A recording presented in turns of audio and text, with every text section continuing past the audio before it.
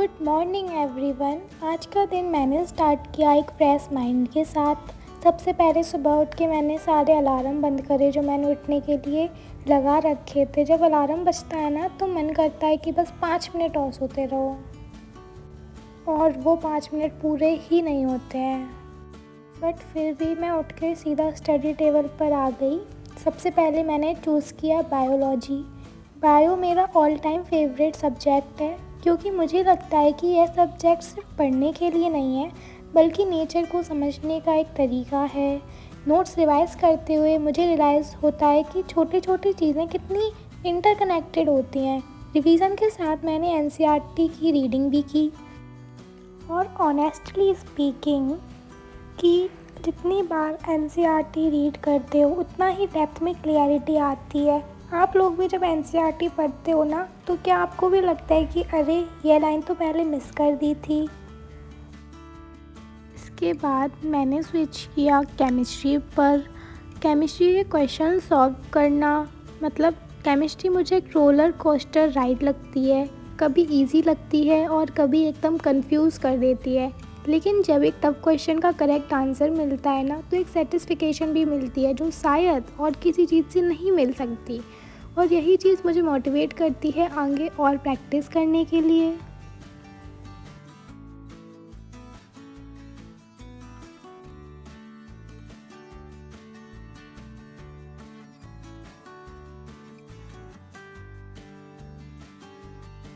फिर इसके बाद मैंने क्लीनिंग की, क्योंकि स्टडी के लिए क्लीन और ऑर्गेनाइज्ड एनवायरनमेंट होना बहुत ज़रूरी है।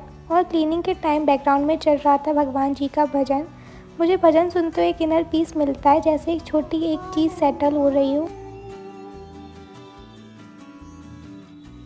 निर्गुण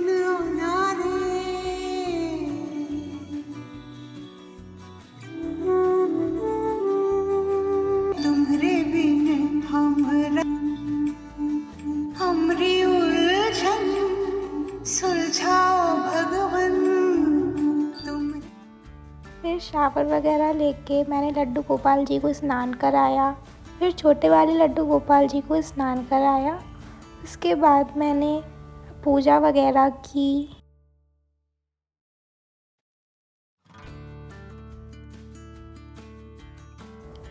पूजा के बाद मैंने प्रसाद खाया। ब्रेकफास्ट में मैगी खाई।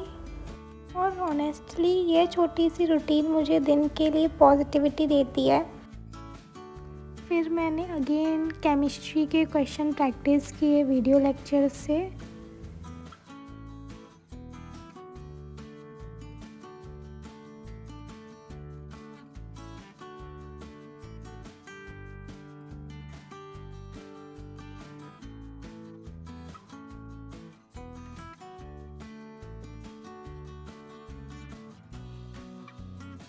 एंड देन इसके बाद मैंने फ़िज़िक्स स्टार्ट करी। फ़िज़िक्स हमेशा थोड़ी चैलेंजिंग लगती है, बट मैं इसे एक पज़ल की तरह देखती हूँ।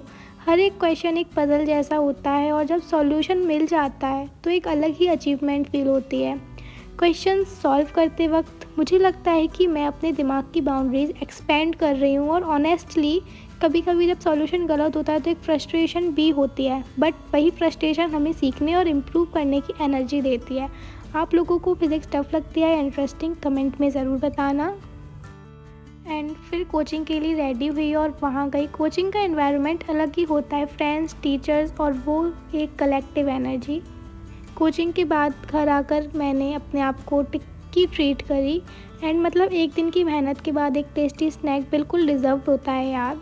रात में मैंने अपना रूटीन का लास्ट पार्ट किया, ज़ूलॉजी और फिज़िक्स की क्लास। रात की स्टडीज़ मुझे काफ़ी प्रोडक्टिव लगती है, क्योंकि उस टाइम डिस्ट्रैक्शन कम होता है और फोकस ज़्यादा।